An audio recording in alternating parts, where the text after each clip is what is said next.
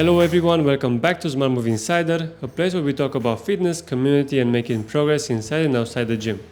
I'm Sergiu here with head coach Bart, and today we're going to talk about the summer break. Doing these things outdoor, like the outdoor events, is a bit of a challenge, but what to do more than this? How to approach the summer in a way that it's fun and it's pays you off for the time that you spend in just coming in and out of the gym constantly. Do you make big changes in summer on your program in comparison to before summer? I'm trying to have a bit of a different approach. For example, when I hit summer, I'm trying to reflect on the past 6 months that just passed. Whenever I reach June, I'm trying to use it as like a Réveillon mode. Like in December, I'm starting to look back on the whole year, and I'm trying, like in January, to look on things I want to improve. So for example, this January, I started running. I said, I'm going to run this year. I'm going to see how this goes because I don't necessarily like running. So I wanted to exercise my muscle of doing hard things. So I started, and I'm pretty proud of myself that I hang on to the program. I think I have like 300 kilometers run until now. And I'm constantly in 2 times per week of running, and I'm trying to stick with it no matter what. Even if it was a bit colder, if it was a bit rainy, now it's a really hot outside, I'm trying to still do the things I want to do. And do you dislike it already less now that it's going smoother, or it's still a bit of a mental battle just to do it? No, it's easy to do it. It's not that much of a burden anymore. I can put it on Sunday. I make my schedule and I'm planning the runs and I'm planning the workouts, and I'm really trying to hold on to them, and even if the weather is not that perfect sometimes. So done is better than perfect. Even if I don't have caffeine enough, I'm just going to go for the run. Maybe the run, if I set out to do, I'm doing 6, 12 and 16 kilometers. 6 is a very aggressive one, paced. I'm going under 5 a minute a pace. Then if I go for the 10 or 12, I'm going for a 5:30. And if I'm going to go more, I'm going to go to 5:30 and above. So that's good. 3 different speeds. I didn't do sprints. I did sprints only when I was training with you for High Rocks, but this was a while ago. And I tear a muscle in my hamstring, and I was remembering, fuck, you're 37 now. You're not that young anymore. The danger of sprints, of explosive work. That slow and steady, you should normally be fine, but you have to be careful now with sprinting. Is your workout changes during the summer? I try to be outside a little bit more, so maybe I'll once in a while, every couple of weeks, besides what we do in the gym with the outdoor workouts, I might just do some kind of a body weight workout just for the sake of it. I also have some pull-up bars there at Roselor Park close by, so can even incorporate pull-ups and body weight and running, and there's even a bicycle there, so try to switch it up. But now this year I'm preparing to go in September in Rome for that High Rocks, so I'm on a schedule of 3 runs and 3 or 4 workouts indoors, so that won't change because by that time that summer is over, I'm going to start peaking, deload, and then at the end of September is the race. So maybe in other years I would just slow down a little bit, the always being in the gym in summer. But I try to stay active, no matter if it's summer or winter. You always need to find ways to just keep into an active mode. Because here you probably also will have it. Maybe you'll visit family more left and right, and then just find something to do over there. Even if it's 20 minutes. I try to do something. Even if it's just a long hike and I just take a backpack with some extra weight, with some water bottles, that will make it a bit more challenging because I have extra weight. At least that. long hikes, a jog, some Tabata, push-up, air squats, something, especially if you know that you're in and out and holidays and family visits, and just to maintain a certain level of fitness in comparison to do completely nothing, I don't think it's a good idea. Yeah. I'm trying to use all the day available. So now the day is very long. You have like a lot of time of doing things. I'm trying to reconnect with people that I didn't in the past few months. And we realize now that this seasonality of, let's say, October until March, you have so little things to do. When the cold comes and when the darkness is like 5 p.m. and it's dark, you cannot go anymore out or do any activities. Even the walks are not the same in the night, when there is no light outside. I know this. So when the summer is coming, I'm trying to have longer walks. I'm trying to see friends. I'm trying to have morning coffees, because you cannot go in noon everywhere because it's like canicula. It's too hot. So it's time to catch up with people and try to recover. Might be the moment for you to step a bit back from all the volume and just protect a bit your shoulders, your hip flexors, whatever is tired and tight, and work on them a bit different. Yeah, maybe it's time to go from 5 trainings to 3 trainings for a month or two. What I know is that my nutrition is changing in the summer. It's easier. I'm eating less. I cannot eat more. So I'm having 2 meals a day, that's for sure. And I'm having a lot of fruits and vegetables. Yeah. This is how it goes. And I have a few ice cream here and there because I like ice cream in the summer. I cannot eat it in the And winter. if you go on foot a lot, you're passing places with ice cream. Exactly. So yeah, enjoy life, I guess. So how do you stay fit in this time? How can you stay fit? Put an objective maybe? I would put an objective of what's the minimum dose. Like I said, maybe it's time to go from 5 till 3 if you know that it's a busier period and you're gonna do more social activities. Can I stay fit with 3 a week? You can maintain what you have, yeah. But people often have the reflex these days. It's summer now, 2 months, nothing. I think you're digging yourself a hole, and I don't think you should do that. That's extreme. Yeah, but we have multiple people do that. For the entire month of June, I won't be in the gym. Or for June and July, I won't be in the gym. Or I see you in September. You know, one excuse I hear a lot is, I'm going to do more activities outdoor. You won't do shit. Do you? I meet them 2 months later. What did you do? Nothing. And they're 5 kilos heavier. You can do it, but not just by being very general. I'm going to do more activities outside. Be specific with yourself of what exactly you plan on doing outside. Maybe you'll say, I will cycle 2 times 20 to 30 kilometers or 20 to 40 kilometers a week. Like very specific things. Or I'm gonna spend some time to go in this period for 2 months and I'm gonna improve my swimming. So very specific. Monday, Wednesday, Friday, I'll be in the swimming pool for July and August. But do something specific, not say, I will be more active. If you don't have a plan, it's not going to happen. That's a really nice activity. For example, going 2 times a week at the pool outdoor is going to be really, really nice. It's going to be a bit sunny. The water temperature will be just perfect. Just go for a few swims. Zone 2 training and you'll be fine, and you're gonna get some tan also. You're gonna get refreshed if you do that in the morning and then you start your day after.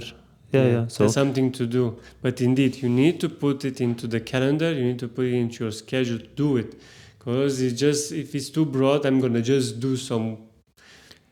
And are you also gonna do it when you're alone, or are you gonna let your plan be determined by the availability of a friend? Yeah, this is double-sided. It can be very tricky. Sometimes it's going to motivate you, but sometimes it's going to drag you back. It depends who of the two is the motivator and who of the two is the one that always needs to be dragged. So exactly. Because you can do activities also with friends. Okay, from now on, padel every Thursday, or a football game, or a this or that. There are many ways to maintain shape, at least cardio shape.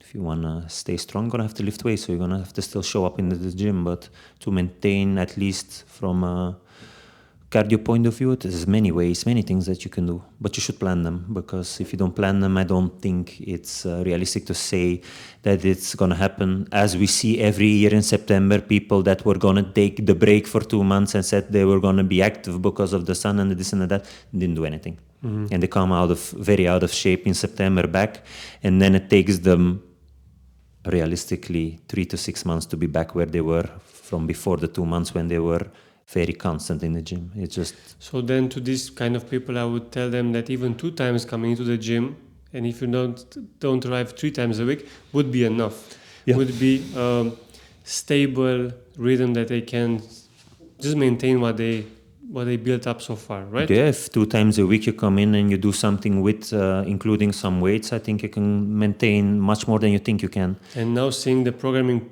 per entire week, you can really cherry pick. If you know that just strength is what you're searching because you're running in the meanwhile or doing swimming in the meantime, you just come to the workouts that are using more weights. Yeah, exactly. So pick it. If you know that you're getting your cardio in outside now for a period, then come into the gym, let's say minimum 2 times a week, and lift some weights. At least you will maintain your muscle mass. If your protein is high enough in this period, then you will not deteriorate that much. Maybe it deteriorates 5 or 10%, but then you can build up again after.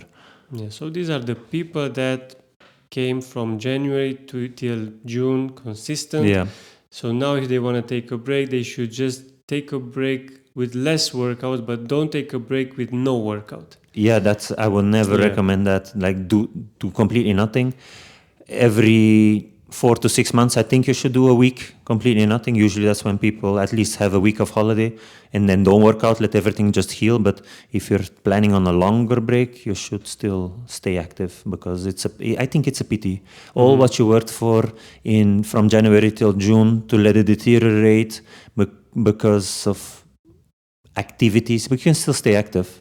It's too much work done, and then the period after to regain it's going to be much harder than it's supposed to be. Maintaining fitness is harder than getting fit. Yeah, true. Yeah. But in case you are on the other side of the spectrum, if you're an ambitious young fellow or just trying to get more fitness in the summer, you can do this also. Oh yeah. For example, you can catch up on your people that you are following, because we know every time we got into a gym, we saw somebody that we were striving to get nearer. So now in these 3 months, if you know you're here, if you know you can put in the effort, it's a time for you to catch up, to catch up the rhythm, and to just put that extra workout, because it will pay off in the end, because it's exercise, it's volume. Mm-hmm. Yeah, so that's about it. About how to spend the 3 months. Programming wise, what's your strategy on the 3 months of summer? We're gonna have our Clash of the Smart Movers in October, so my programming focus for July, August will be a throwback to how I used to program all the way in the beginning, 2016, 17. The first years were strength-biased programming. So for those that don't know what strength-biased programming is like most of the days, you do a strength exercise, and then you do also a metcon in the same moment, in the same workout. In comparison to now, we have like a separate heavy day on Wednesday always, where you don't usually do metcons 95% of the time. Sometimes I still throw something in, but very rarely. On some days you could do that, you have front squats and then afterwards you have a metcon, but most days it's just the metcon. So in those days, strength biased, so that was most of the days you would do both metcon and strength. So we're going to do a little bit of a throwback to those days. I know that some of you that have been with us for 10 years have nostalgia of that type of programming. So we'll see 6 to 8 weeks of that, and then in September we'll have a different focus, so we can deload a bit before entering the Clash of the Smart Movers in October. Yeah, for anybody new listening, the Clash of the Smart Movers is our inside the gym competition. It's a moment of the year where we put everything to the test. It's fun, it's all inclusive, it's all fitness levels. So it's not just for the top of the pyramid of fitness. No, it's an experience that you see how you react in an environment with people cheering you, and you're doing the same thing that you do inside the gym, like always. But it's a different feeling. It's a different scenario. Yeah, and we'll see probably again in teams, because that was very popular last year. Everybody seemed to be liking that more than individual. So yeah, for those that have already in mind that they want to join the Smart Movers, the Clash of the Smart Movers, stay active in summer, and then September until mid-October, ramp up your intensity, and you should be fine to give your best there at the Clash.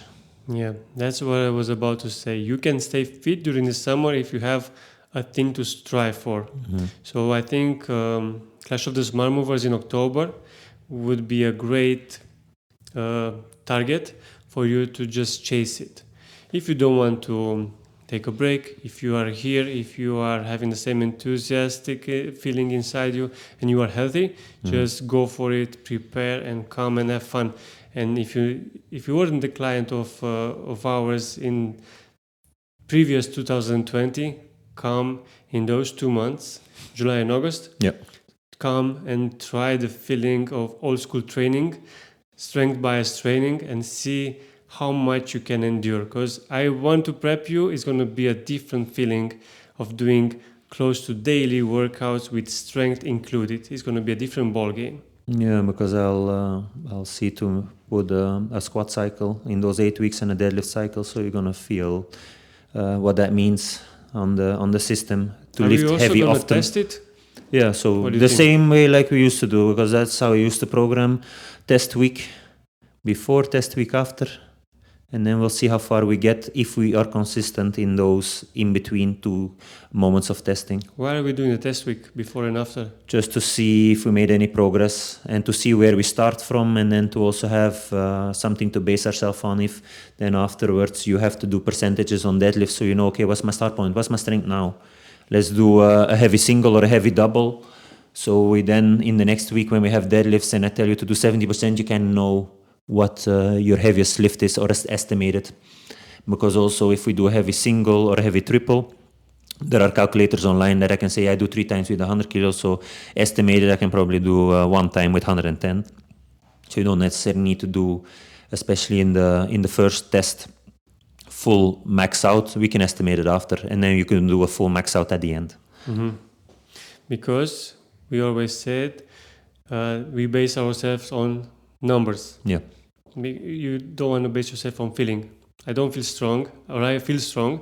I know that these are my numbers I need to hit, or if I don't hit them, I know why I didn't hit them, because I didn't have the consistency in the class. Yeah. That's why we also say consistency is needed. If I go on a program in progression from week to week, different percentages all the way building up eventually to a 1, and you come to that deadlift cycle 2 out of 8 sessions, then it's very unlikely that you're gonna PR your deadlift. But if you did 6 out of 8 sessions and you had exposure every week to the heavy deadlifts, it's a big chance that you're gonna see an improvement. It's all about consistency, and log your numbers. Exactly. If you don't log it, you don't know what's happening. Yeah, you need to put in the scores, or else it's gonna also be for the Metcons. Yeah, in vain. You don't know what to base yourself on. We'll test some gymnastics, we'll test some strength numbers, we'll test a couple of benchmark workouts, and then we'll see after 8 weeks what the progress is. I'm looking forward for this period. I'm anxious to relieve the feeling of doing 2 things and see if I can pull myself together the next day. Yeah, the class will be a bit higher paced than usual because we will have more things to do in the same hour. So we're gonna have to push the tempo a little bit on how fast the class goes. But then you can also feel how that is. Like they Work say, more, talk less. Yeah, little less conversation, little more action. Yeah, Please. indeed. Yeah, this is what we do. Cool. Another thing that we want to announce our audience is that we won't record any new episodes for the show until September. We're gonna analyze a bit what went better, what talks were most of interest, and we're gonna try and get some bits from that, and we're gonna see the direction we're gonna take from September on. Until then, we're gonna get also a summer break from the show, and that will be it. Yep. Let's wrap it up here then. If you enjoyed this episode, please subscribe or ever listen to your podcast and share it with somebody that you care. Thank you for listening and talk to you soon.